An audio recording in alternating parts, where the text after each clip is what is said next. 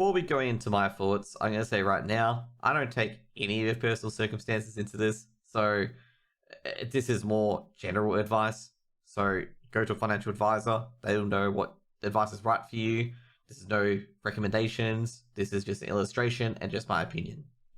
Have a good show, guys. So property is in a very weird spot at the moment. The house prices are high. The interest rates are high.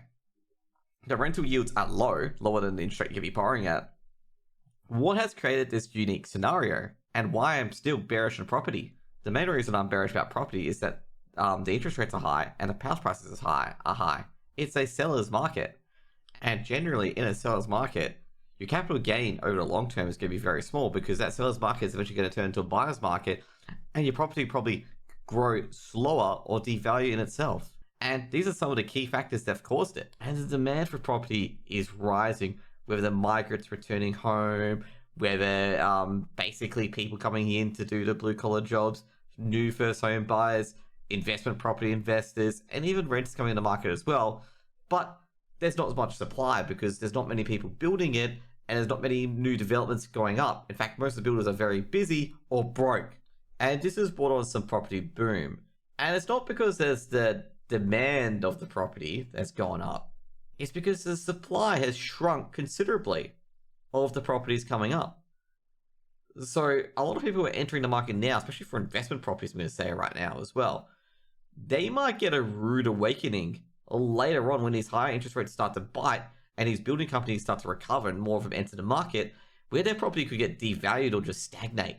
And also, should I mention as well, that property yields aren't that high. And especially in high interest rate environments such as this, where effectively a 6% interest rate, probably a 6.5% interest rate on investment property, is not going to be enough to cover the cash flow coming in from your rent. So basically a 4% yield, you need to cough up the 2.5%, which might be from your work income. And if you're already trying to repay a mortgage, that could be a bit difficult and it could become a bit more testing if the interest rates go up any further, or if you lose your job, or if you cannot work. The main reason why I say investing in property at the moment, especially gearing as well, it may not sound like a good idea, is because you're buying into a seller's market at high interest rates that will not likely go down for the next 2 years or so. So you're going into a bad timing where the house prices are high. You're going into a bad timing where interest rates are high, so you've got to service a loan higher than the rent that's coming in, most likely. And you may go, oh, I've got depreciation to claim tax deduction on. Yeah, but that's going to impact you later on when you sell the property for your capital gain. And you're buying high, and you could be selling out low. You could be, your investment strategy, exit strategy could be 10 to 15 years. And if it's price neutral, let's say, for example, you sell it at the price you bought it for, you have not done anything with capital growth rise. And in fact, you probably would have returned about a 4 or 5% per annum on your property, which is a lot worse for the risk that you were taking in the first place. The main reason is to really just refocus your aim. A lot of property spruikers say it's a perfect time to invest in property. It's not a perfect time to invest in property while the property prices are high, while the interest rates are high. Because the main thing is for property, your main income from property is from capital growth. It isn't from your rental payments, especially when interest rates are this high. Now, in particular, if the interest rate stays at 6.5% for the next 20 years, which it likely won't, you have to realize as well that overall, after the tax deductions, of course, that you consider, that you are basically paying an extra interest rate onto it because you've got your tax deductions as well. And if that 1% interest rate lost is not made up by the property, let's say you exit in 20 years and it only goes up by 15%, you've actually made a net loss, okay, on that property, okay? Because you're going to, of course, pay the capital gains tax, which is another bargain as well, and you would have saved some tax, but you would have lost cash flow at the same time. So it's actually a net loss in the long run. So this is where you're going to be very cautious of buying high, because you're going to make sure in 20 years that that property is appreciated substantially, and the rents that you've been getting it have been substantially good as well. I really hate bursting people's investment property dream bubbles, okay? I really hate it. But you guys are going to be super, super careful about this, okay? Because property spruikers don't operate on your investment property doing well, okay? Some of them don't have AFSLs, some of them can't advise, and they tell you to go to a financial advisor to make sure their strategy's okay, despite heavily recommending it to you. Now, you may be thinking, okay, so what does the Property Spruiker own profit on? Okay.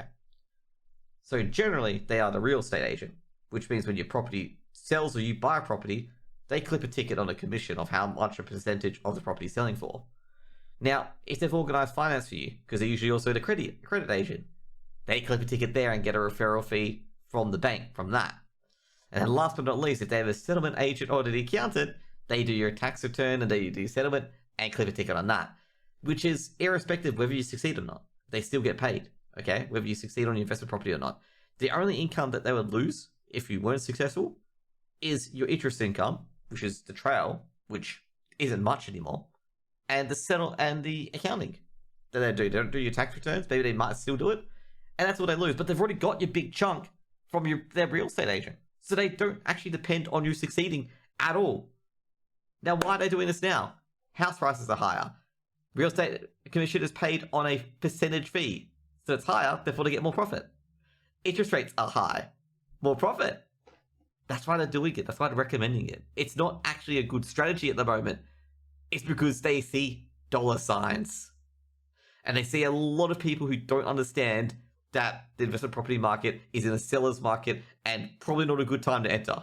Now, generally when people fall into hard times and have to sell the investment property early due to these sort of strategies, these agencies are just going to turn it back on you. They're going to be like, we can have enough cash reserves like we recommended. Or they're going to be like, you should have got financial advice like we recommended in a small print. And pretty much you'll be left with very little recourse to go to.